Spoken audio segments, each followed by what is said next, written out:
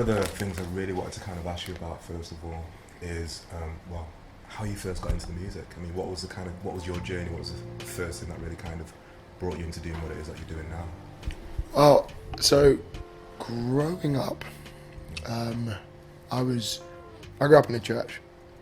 My dad's a reverend, so I was very much like around music growing up, and then I remember just sort of seeing a lot of young people playing instruments up on the platform, and just really getting involved in it. Just kind of inspired me, and so I naturally just sort of picked up instruments. I started playing drums at like the age of 4. Started playing keys when I was about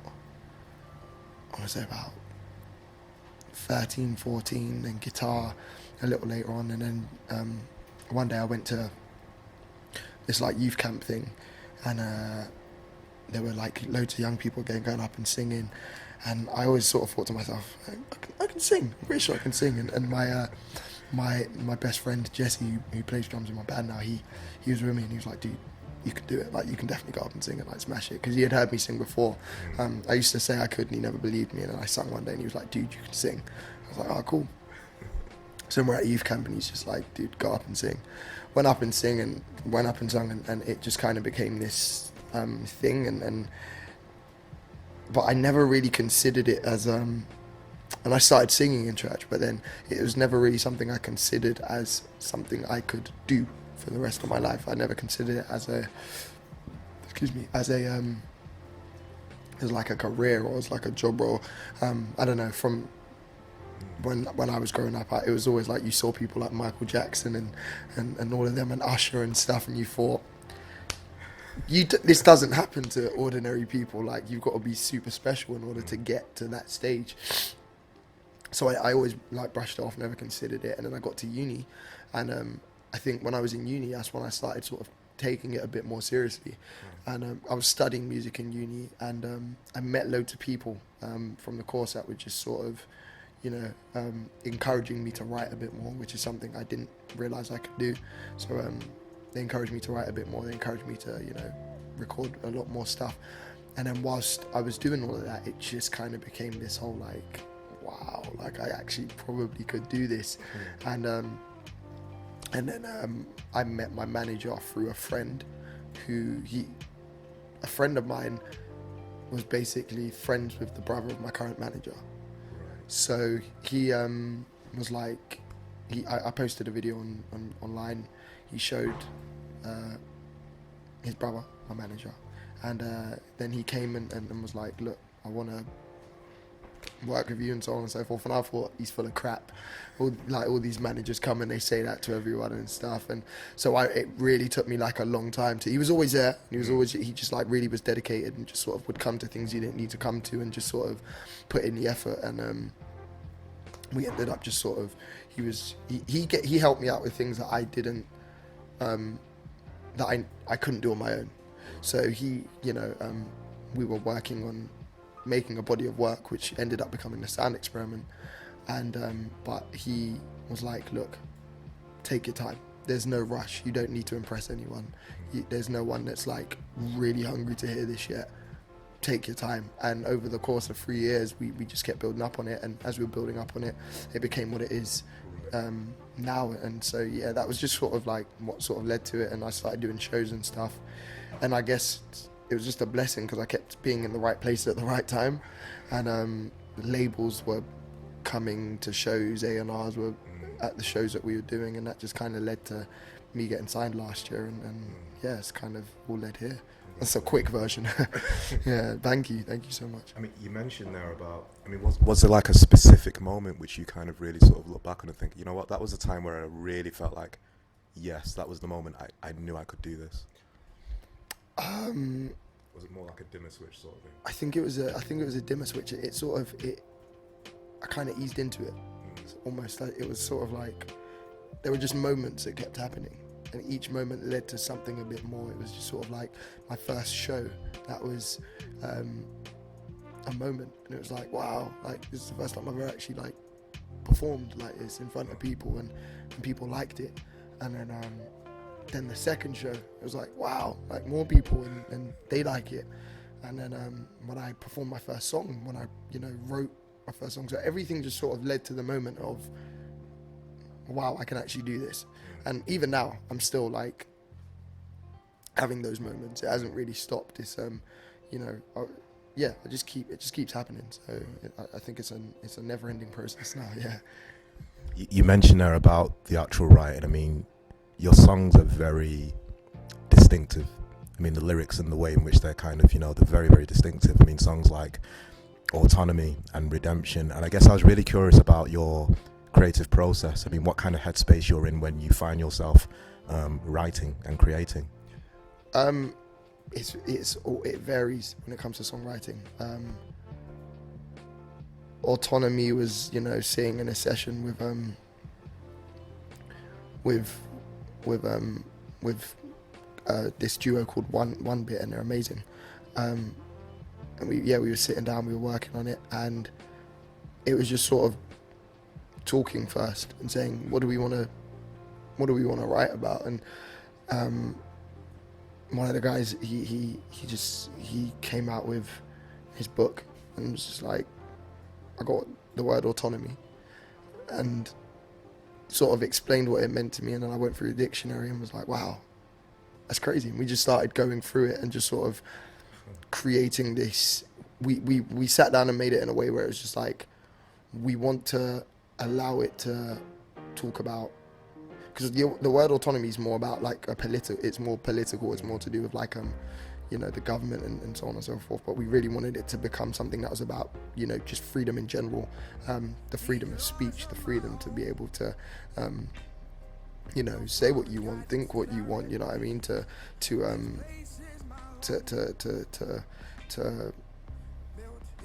be who you want to be, do you know what I mean, and not be a slave to even crazy things like so many of us are slaves to things like the internet, you know what I mean, like we're so caught up in it and stuff. So we really sat down with that one and just kind of detailed out words so that people can listen to it and it can relate to them in certain areas, as opposed to it just being about one thing. So it's a general thing, but the process, it varies. Like there's times where I'm just in the shower and I love melodies more than anything. So if I'm in the shower and I start singing a melody and it comes to me, I'm like, man, run out, record it, finish showering, and go off and try and work on that song. And there's been so many different moments where songs have just happened. Redemption was a song that I said to myself, I listened to, I think it was Hosier's Work song, and I was like, I really want to make a song that's just got a guitar in it and just hand claps and see how that goes. And that's what we did first. We made a song with guitar and hand claps, and we found the chorus first, funny enough, with that. I made sure I got the melody to the chorus after putting in the progression and the hand claps and stuff. And then I said, okay, cool, let's do a verse. And I sort of just stood in front of the mic and the words just came out. And the verse every verse that you hear now is the verse that I sang on the spot. And it wasn't something I sat down to write. Cause I don't know, that song scares me, if I'm being honest, because it just kind of happened. So, but the process is different every time. It varies. So, but I think I've been pretty blessed with when it comes to writing, in terms of how certain songs have come out. But yeah. He's mentioning also there about, writing, recording now, live performance like you're going to do tonight. Do you have a preference between any of those aspects or facets of being an artist? Do you get different things from different expressions of being an artist? Definitely. So with my favorite thing is performing. I love doing the live shows because I was sort of raised in church. So I've always just been like, it's always been playing the instruments and singing, and that's been what I've enjoyed. But then there's the perks to it, and then there's the downsides to it. There's the too much of anything can sometimes become straining. So doing so many shows sometimes makes you really tired. But then you're doing loads of shows, so you sort of it's like, these are great, but some are bad. And then you've got recording, which is, for me, I have these moments where I really hate recording and writing processes, because it's just like, not every song you write is going to be good, not everything you record is going to be great, but then you have those great ones and you have those good ones, and funny enough, without the songs you can't go and do the shows. So it's just like, everything works hand in hand. So I'm learning now to just sort of accept it all for what it is. It's sort of like, I don't know, like having someone that you love, and they've got their flaws, or they've got their flaws or things that may annoy you, but you still love them. Do you know what I mean? And that's kind of how it is with music. It's very much, there's the parts that I can't stand, but if I don't have them, it's not possible. So yeah, that's. Do they ever? I mean, you mentioned there about the live performing and then the grind, I guess, of recording sometimes. Did they ever influence or inform one another? Do you ever find yourself getting ideas about songs or just ideas from touring that then goes into the music, or vice versa? 100%. Yeah, I've written, not even written, but I've come up with so many different song ideas during sound checks, and bless my keyboardist Stefan, because he's developed this thing now where as soon as he hears me start to jam out an idea, he'll grab his phone and start to record it. And I never clock that he does it, but then we'll get back to the hotel, or I'll go home and I've just got a load of voice memos from him, and I listen to him and it's like, oh crap, that's a song that I was doing in the thingy. And then you just you can pick those up and start to work on them. So they do come in hand. And I think sometimes as well, when it comes to writing in the studio, it's like how I always constantly sort of think, how's that gonna translate live? Do you know what I mean? So it's like, you think, will this, and not even what's the sound of the music going to be like, it's almost like, will this song come across to people in a live setting? And if not, it's kind of a silly thing to do, but I just go, I'm not going to finish writing this song. Sometimes I just stop because I just don't think it will work, and so I just move on to another one. But yeah, those are the sort of ways I go about it with these things. Yeah. So always writing toward that kind of that communal experience of it. Because I mean, for me, I think music, some people say they write music for themselves, and I think that's fair enough, but music generally is for people, it's for everyone. Do you know what I mean? You can't say you write music for yourself. And I mean, I get that to an extent of, I can write a song that I enjoy for me and that maybe not everyone else enjoys, but there are still going to be a majority or a minority that enjoy that song. Do you know what I mean? So it's at the end of the day, music's for people. So I always try and think about that before anything else. Yeah. Now, you've been compared to a lot of artists, everyone from D'Angelo to Frank Ocean. I was wondering, out of the comparisons that you've actually heard about yourself, which ones feel most meaningful or resonant to you? Hearing D'Angelo's crazy. That one to me is like, man, I love his sound and I love what he does. Even Frank Ocean as well, because him as a writer, he's insane.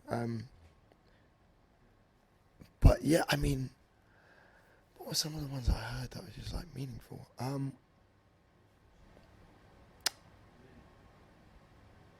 I mean, yeah, those guys, John Legend, hearing that was cool. And even artists that inspire you. Yeah, because I mean, all of them inspire me as well, and that's really great, and it makes me feel good because people go, oh, they can hear the influence. It allows me to know that people can hear the influences in the songs. It's not like me saying, okay, I'm ripping them off, but it's like, look, I've been inspired by these people, and I'm gonna, and that's why I'm glad people can hear that in the songs. So yeah, I mean, those are the ones I can think of off the top of my head. But yeah, those are great. It's really nice and really flattering to hear those sort of things. Yeah. And I guess just lastly, and again, really appreciate the time and stuff. But just sort of looking forward. I mean, what do you sort of see on the horizon for yourself? What are some of the things that you might that you're sort of looking toward wanting to do? Whether it's collaborating, whether it's creating different kinds of music, are the things that you sort of think to yourself, yeah, I'd like to get to that. That's kind of on the back burner in the back of my mind at the moment. Yeah, definitely. I think there's a lot of people that I would love to, just meet and maybe even just get to know, as opposed to even like before even working with them. Do you know what I mean? Because I think that's a huge part. That's something I learned as well about collaborating as well. Like, you can't collaborate with someone you hate. Do you know what I mean? And so it's definitely like just sort of wanting to know people as well before working with them. But I would love to. I always said I'd love to like work with someone like Adele and just see what she's like in a studio, and just it must be so cool.